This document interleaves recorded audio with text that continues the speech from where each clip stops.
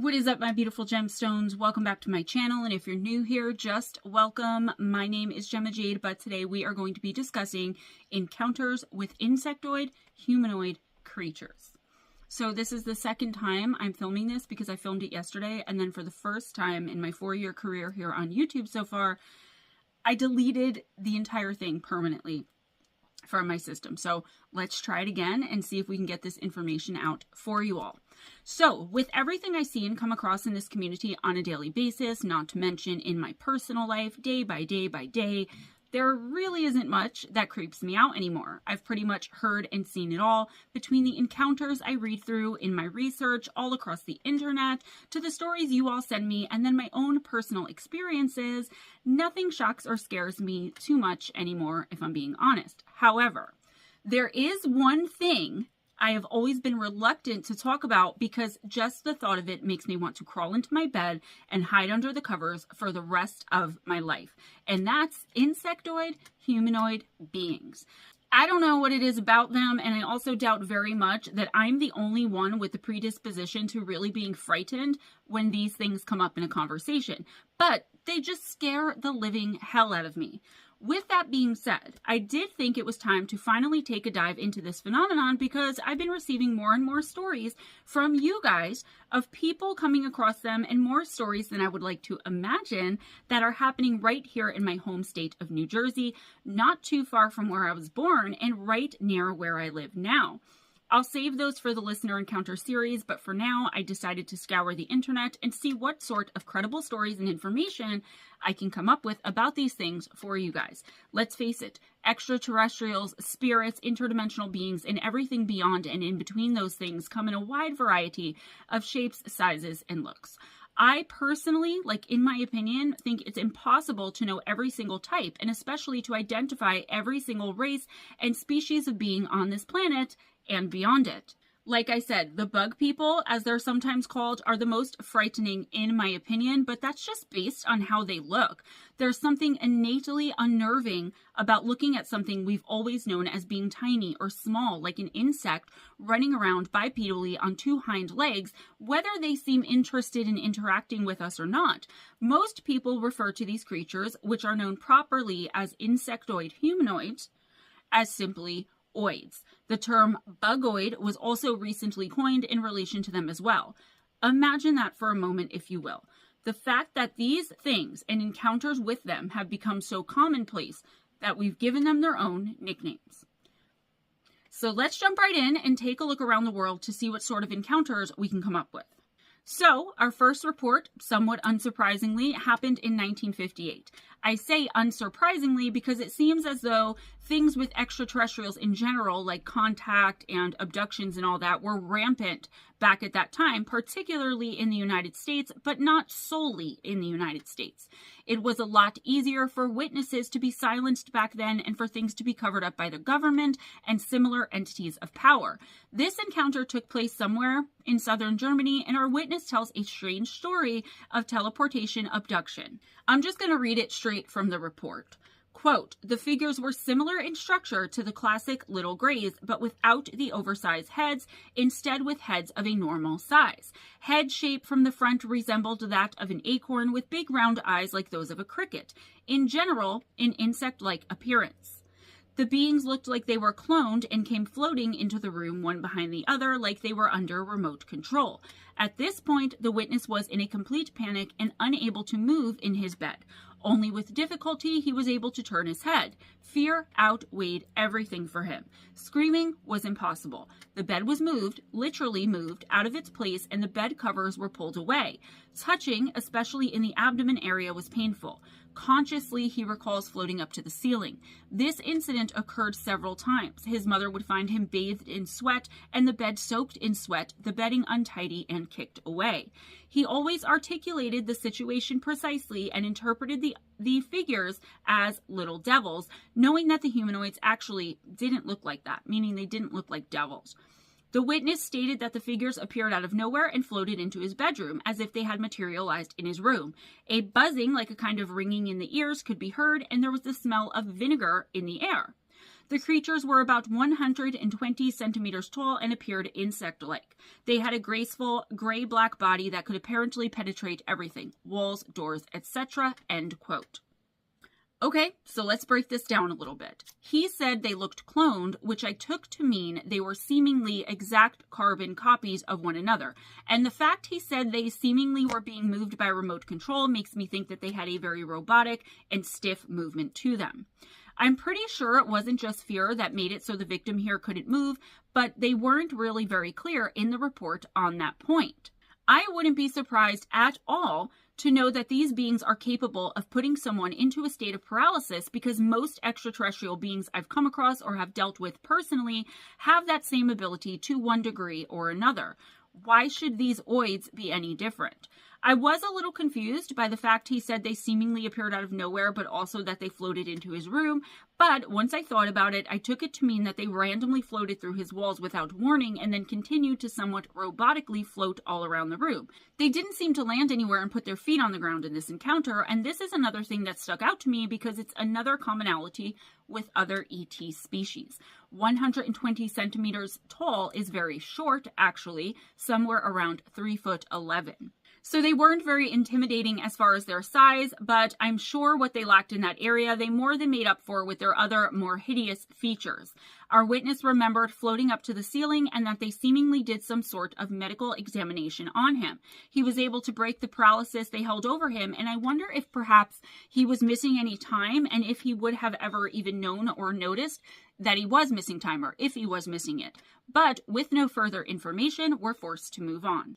Our next encounter also happened in 1958, but this time it was a woman in Depew, New York, who is retelling her horrifying experience. She was driving through a severe thunderstorm on her way to go and see her son. Due to the poor visibility of the roads, she was moving at a snail's pace when suddenly she came across what she at first registered to be a crashed airplane, which was lying right there in the middle of the parkway. There was no one else around, and I'll just again read from the report. Quote, "A large shape was visible and a slim rod at least 50 feet high was illuminated and getting shorter as though it were sinking into the ground. Her motor slowed down, and as she came closer, her car stopped completely. She became panicky and tried desperately to start it, but she had no lights. Her first thought was to get out and see what was happening, but she suddenly saw two shapes rising around the slim pole, which was still growing shorter. They were suspended, but moving about it. They seemed to be like animals with 4 legs and a tail, but 2 front feelers under the head, like arms. Then, before she could even react, the figures disappeared and the shape rose, and then she realized it was a saucer. It spun and zoomed about 10 feet off the ground and up into the air, and she could not even see where it went. Her lights suddenly came on, she started the car, and everything was all right. She pulled up to the location, got out with a flashlight, and walked over to where it had been sitting, meaning she got out of the car right then and there and went to where the saucer was. A large hole was melted into the snow about a foot across, and grass was showing on it. The grass was warm, but nothing was dug up around there." End quote. Nothing being dug up around there means where the heck did the creatures come from? Because they seemingly rose up out of the ground to kind of roll around this thing. This isn't unusual, meaning the fact that her car stalled, and I would consider myself lucky if I were her that I didn't act on the thought of getting out of the vehicle for any reason while those entities and the craft were still there. This one is even more creepy in my opinion because they weren't walking around but crawling on all fours while also floating in midair, seemingly having come from nowhere. Think of a gigantic ant or beetle. I don't know what happened here, but it stands to reason that maybe sometimes alien tech breaks down as well when faced with extreme inclement weather in our atmosphere. It certainly seems that way, and since we have no more information, all we can do is speculate anyway. So let me know what you guys think about all of this in the comments. I was going through some reports from well-respected researchers into extraterrestrial and UFO phenomena, and I came across one that somewhat blew my mind that I really thought I needed to include here. It's from renowned UFO researcher Linda Moulton Howe, and you can find it in her book titled Glimpses of Other Realities, Volume 2, High Strangeness. If you've been with me for a while or know me at all, you know I love me some high strangeness. The witness's name is Linda Porter, and Linda said she had an encounter with a praying mantis-like humanoid figure where they exchanged some telepathic communication between them. This allegedly happened in 1961, and while the exchange/encounter started in a hallway, it ended with Linda being taken to another dimension faster than she could even realize what was happening to her. She said about it all, quote, "I remember the being slowly coming around the corner and facing me. He stood very still and simply waited as if he knew how frightening he appeared to me. Eventually, he began to talk to me telepathically. He seemed to possess a great deal of dignity and gave the impression of being quite old. He walked me to this room filled with dense light. The memory ends with me about to enter the room, and the thought, translated into light, has to do with whatever happened," end quote. So she couldn't really put the pieces together, but translated into light stuck in her head as though it was very important to whatever had been done or had happened to her or between her and the entity. I'm going to have to get my hands on this book. I thought this was somewhat cryptic and a bit too nondescript for my taste, what was said at the end there about translated into light. But if Linda Moulton Howe believed it enough to put it in her book, I am certainly not going to question its authenticity because who the hell am I, right? None of what happened here is unusual when it comes to encounters with these so-called mantis beings. They normally seem to be aware of the effect they have on humans that they're approaching or that they otherwise encounter, and they have a very calm and patient demeanor about them. I didn't feel comfortable just leaving the encounter there with so many open-ended questions, and unlike so many I come across and present to you all here in these videos, this one actually did have more information. It only gets stranger from here though, so buckle in. So Linda Porter said that she had been born with and suffered from a heart condition her whole life, and she claimed that these mantis beings had, once she was in the light-filled room, transferred her soul into a healthy body that looked exactly like her. She was basically given a new, healthier body, but it looked exactly the same as the one she had lived in her whole life up until that point. The implications of this are incredible and terrifying all at the same time, in my opinion, because I've talked so much here on this channel about extraterrestrials and their very negative interest in our souls. If we wanted to go down a rabbit hole here, then we could say that some people in the public eye who are suddenly seemingly different somehow, usually in a way we can't quite put our finger on, like being different or other somehow than they were before a long hospital stay or an extended stay outside of the spotlight, they could have encountered either the same beings who performed the same body transplant on them, or we could go even darker and explore how, if the seemingly benign and somewhat friendly and peaceful mantis beings are able to do this to help certain humans, for whatever reason those humans are chosen to be helped, then it stands to reason that other more lower vibrational alien entities could do the same, but to take over living as that person. But I don't have time to do a whole side quest right now in the middle of Linda's story, so let's just put that thought in the back of our minds for now, and I will return to it soon if you guys want me to. Back to Linda Porter. She claimed that the being who did the transplant telepathically gave her an in-depth explanation of interdimensional travel. I have so many questions. I'm going to get the book on Audible, and after I read it or listen to it, I'll catch you guys up on this, because that's all the information there was about this in my source material. Our next encounter comes from UFO BC, and our witness reported that she and her friend had been abducted by tall insectoids, mantis beings, but this one took a dark turn when she claimed that both she and her friend had been subjected to a very gruesome medical procedure, which she describes in her report. She said, quote, "I stood there helpless for the longest time, not knowing what to do, but feeling a real sense of panic. Something had to be done quickly. All of a sudden, there were two beings that appeared next to my friend. They seemed to push me right aside and silently went right to work on her like skilled surgeons. They stood to her left, standing together and working furiously on my friend. I had no idea who they were, what they were doing, but the first thing I thought of was, are they aliens? I stood there and watched. I thought they looked like praying mantises. Alien praying mantises. Then I focused on my friend and saw her head was split wide open, like these aliens sliced it perfectly open. I saw freshly sliced raw flesh, and these aliens/praying mantises were busily removing pieces of bone, rock, or whatever from her brain. This did not look like anything that I would imagine the inside of a brain to look like, but it was just such a clean cut. These two aliens/praying mantises worked quickly without speaking one single word. I seemed to black out and don't remember any more of it." End quote. So one issue that jumped out to me that I didn't put in here, but it just occurred to me now, is like, what if her friend was chosen because her friend was some sort of extraterrestrial creature but was unaware of it? Because she said it didn't look like she would imagine a brain to look like. And we all, I think, or at least most of the population, imagines a brain to look a certain specific way, right? Think of a brain right now. We're probably 99.9% of us thinking the same thing. So how did this person not, how did she look at it, what she didn't see an actual brain or what we think of as a brain? And how are they removing rock or something from the brain? The issue I have with this encounter is that it doesn't give any detail at all as to what this witness and her friend were doing when they first ran across these beings in the first place. I'm sure the information is out there to be found somewhere, but I couldn't find anything more about it with the time that I had or in my source material, which left for not much more than a quick Google search. If true, this encounter is absolutely the most terrifying so far, by far, and I don't even want to think about what they could have possibly been doing to that poor woman or why.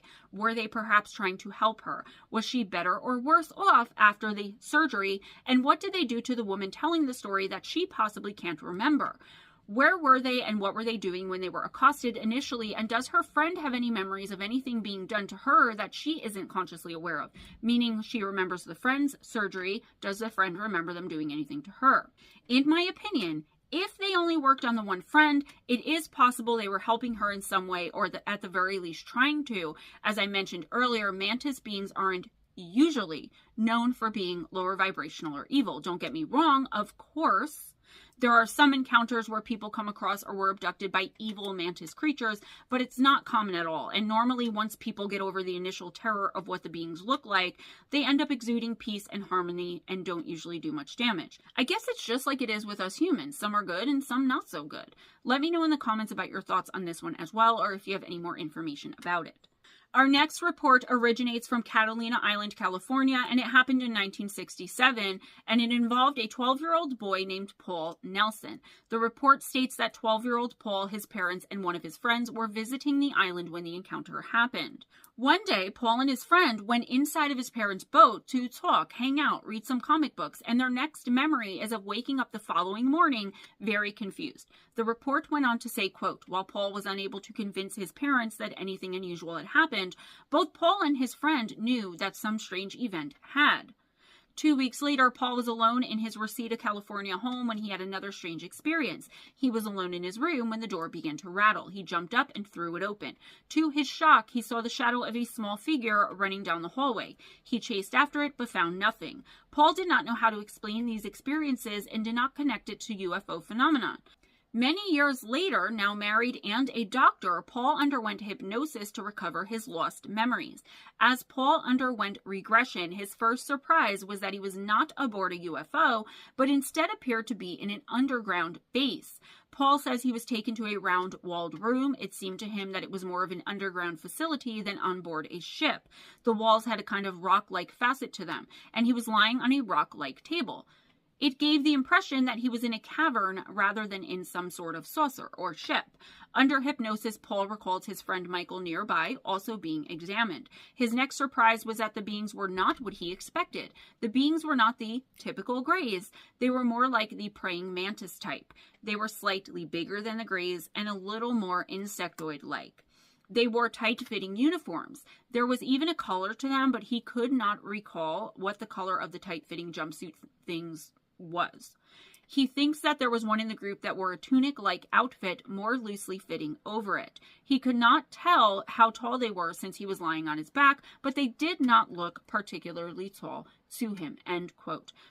I wonder if maybe, considering where he and his friend were at the time, and also considering some of the things we've uncovered over the years about possible underwater bases and people being taken under the sea during abduction experiences, if they were brought to some sort of underground lair or cave system, or if they were brought somewhere underwater. Because remember, they were in or at Catalina Island when it all started. I don't know the geography enough in Reseda or even at Catalina Island to speculate about it, and it could be that there's lots of caves in the area and them having been brought to an underground base or lair is more reasonable than being brought underwater. Once again, here too, we have a report that the praying mantis beings weren't very tall, which kind of flies in the face of everything I thought I knew about them up to this point. It surprised me when they were being described as short. I don't know why.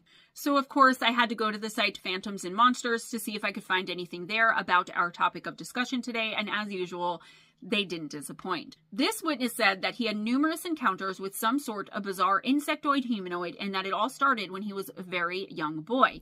He and his family lived in a very remote mountainous area in Ontario, Canada at the time, surrounded by nothing but wilderness. One night in 1968, he very normally looked out of one of the windows of the home, and that's when his whole life changed. He said of it all, quote, "We had the windows open in the house as air conditioners were not common in 1968. It was very hot that night. I shared a room with my brother and sister. I woke up during the night and looked out the window into the backyard, and in front of a bush about 8 feet away was a small, thin creature with shiny black skin. It looked like a small girl, but at the same time, it kind of looked like an insect too.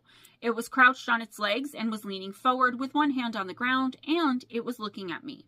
It had what looked like thin antennas or like needles sticking out from each side of its head and one on top. That's all I remember, and when I told my mom, she said it was all a dream," end quote. He had a couple more encounters throughout the years with the same entity, and each time he was reassured that it had only been a dream, more like a nightmare. But I want to mention that reoccurring dreams/nightmares are never just that, just all in your mind. There's always a reason we have them, and I wonder, just as our witness does, if this was perhaps some sort of extraterrestrial presence that for whatever reason was following or keeping track of him.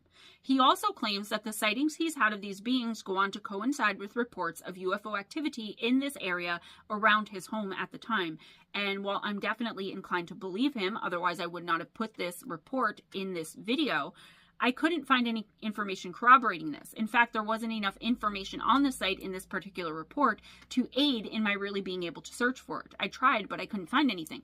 It just says 1968 in a mountainous, isolated area of Ontario, Canada.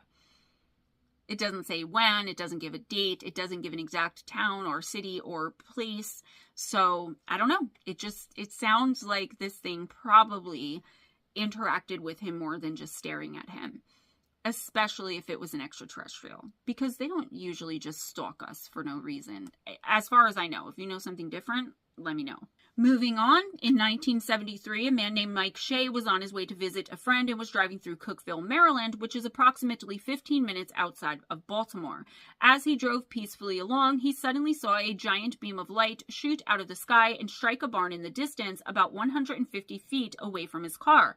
He looked up and saw a huge object in the sky just hovering there over the barn. He said it had a ring of alternating red and yellow lights that suddenly blinked out all at once as the beam also seemed to go dark and shut off.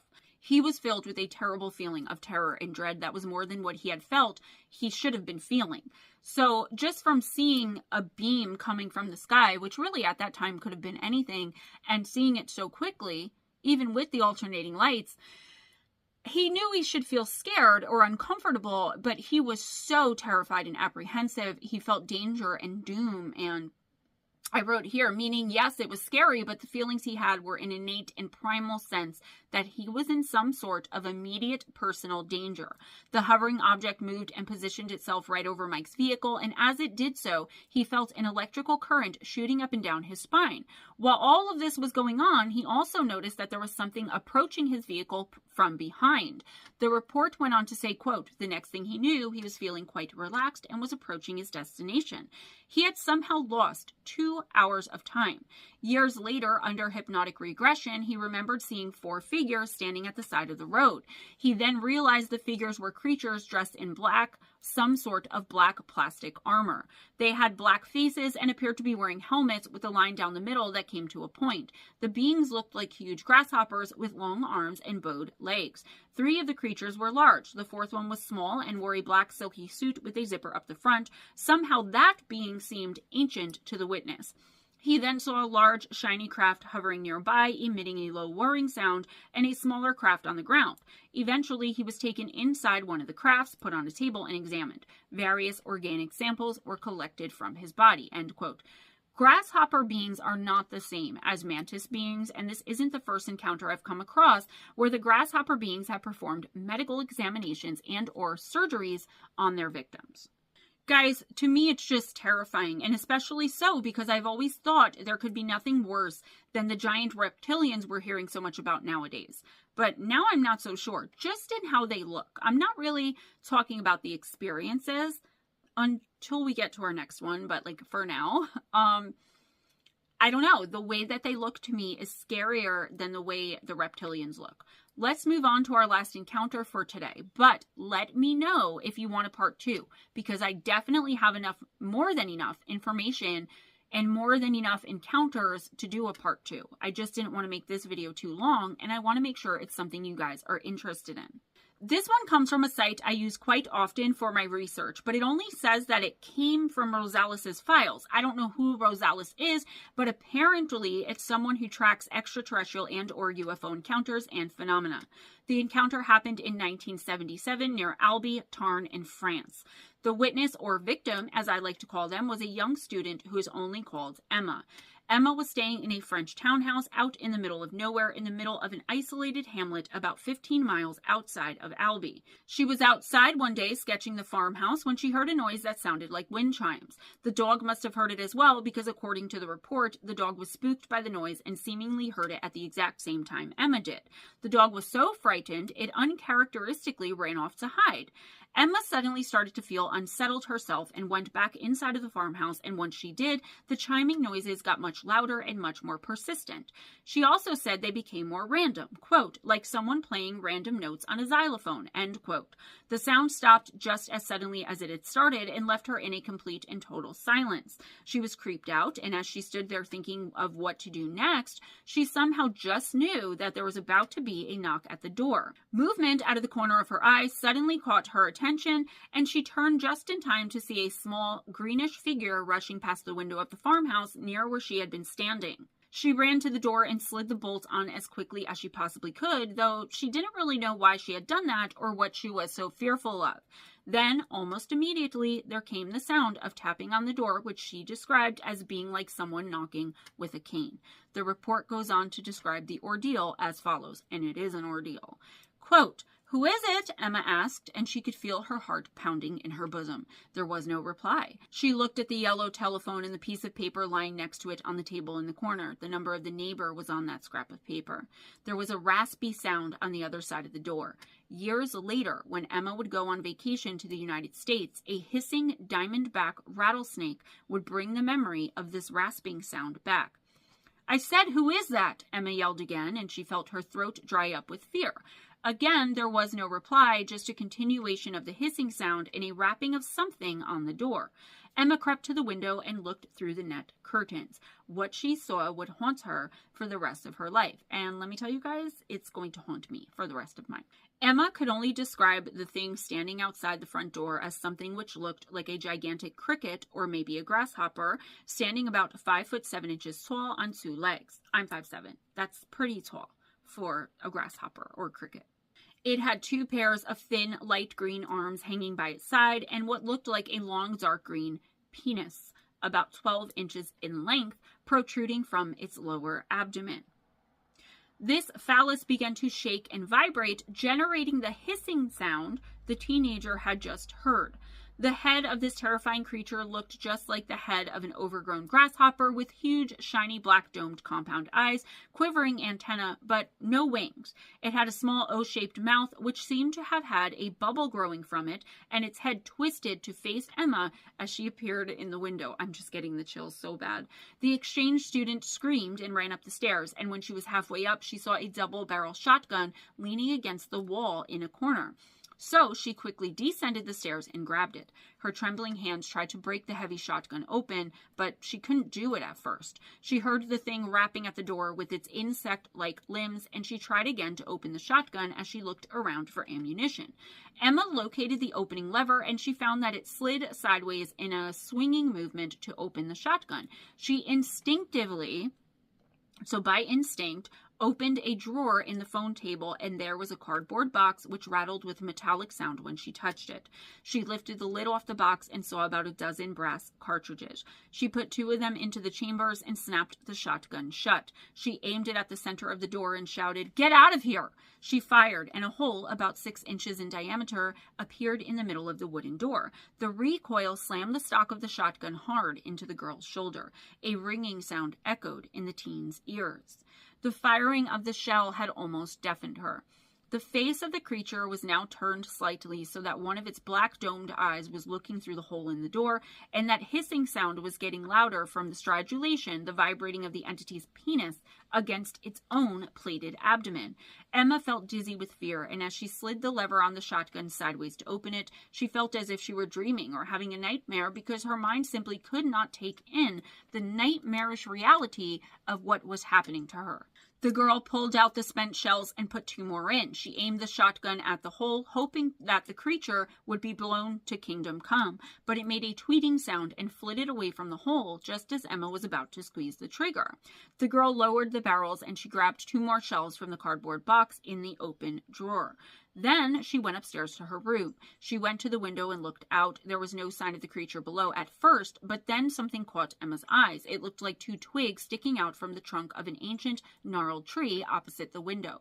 With a cold shudder in her bowels, she realized it was the antenna of the abominable and repulsive Insectoid.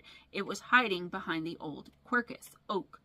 At this point, the teenager heard the telephone ringing downstairs, and she backed away from the window and hurried out of the room, holding the shotgun with its barrels facing the ceiling. She went downstairs, close to tears now, and she picked up the handset with her free hand and held the dead-weight shotgun with the other. She pressed her left ear against the earpiece and heard a familiar voice which said, "Hello."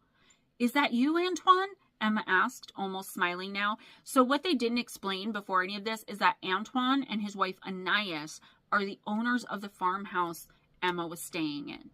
Okay, they're her exchange student parents or whatever, guardians. "Hello," the voice replied. "Open the door. Open the door." Emma was about to open the door when the voice at the other end of the line became raspy for a moment. "Open the door." The caller developed a very noticeable lisp now as well. Emma somehow knew it was that creature that was outside. It had called her, and she didn't know how it could do that, but this did not sound like Antoine. "Open the door," said the ersatz caller, and Emma yelped and slammed the handset down before retreating away from the telephone. There was a rapping at the window downstairs, and Emma reflexively blasted 2 of the panes of that window to silica dust with the shotgun.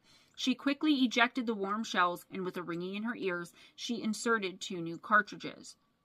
She walked slowly backwards up the stairs back to her room, where she kept watch from the window. The antenna had gone from behind the trunk of the oak, and Emma prayed that the creature had gone back to wherever it had come from in the first place. Emma waited at the window for what seemed like an hour, but only 15 minutes had elapsed when something more bizarre happened.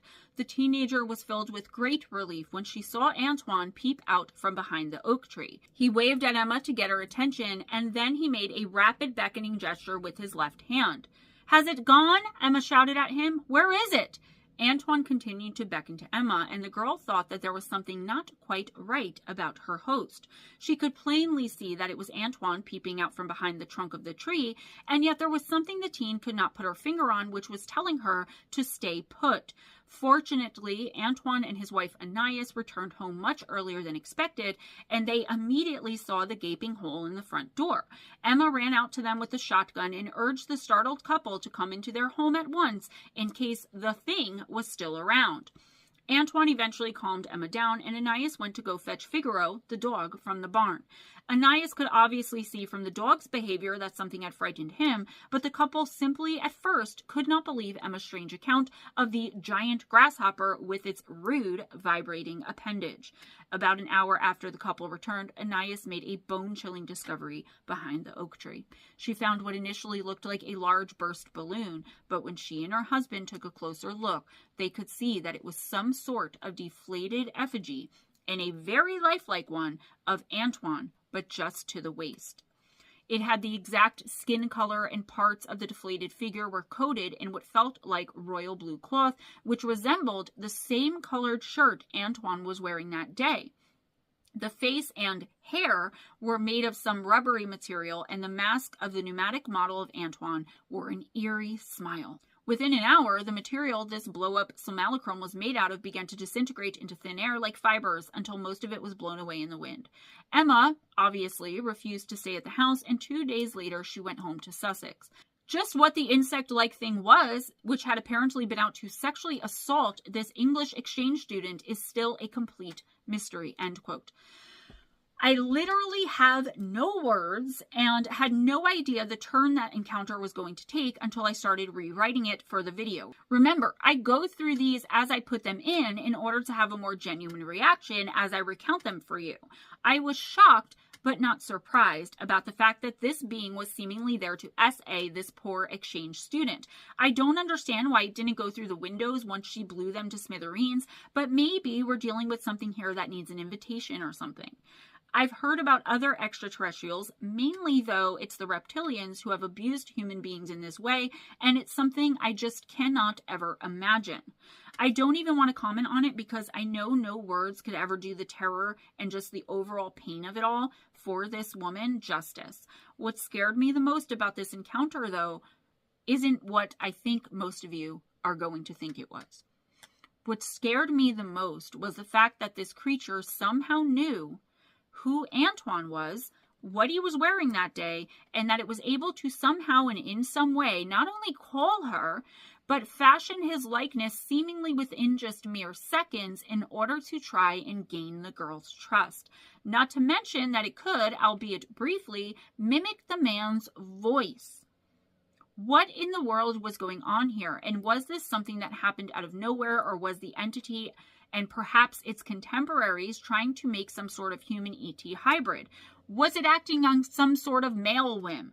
I honestly don't know, but this is by far, and I don't say that lightly, the creepiest and most terrifying encounter with an extraterrestrial entity I have ever come across, and it's going to actually take me some time to get over this and get it out of my mind.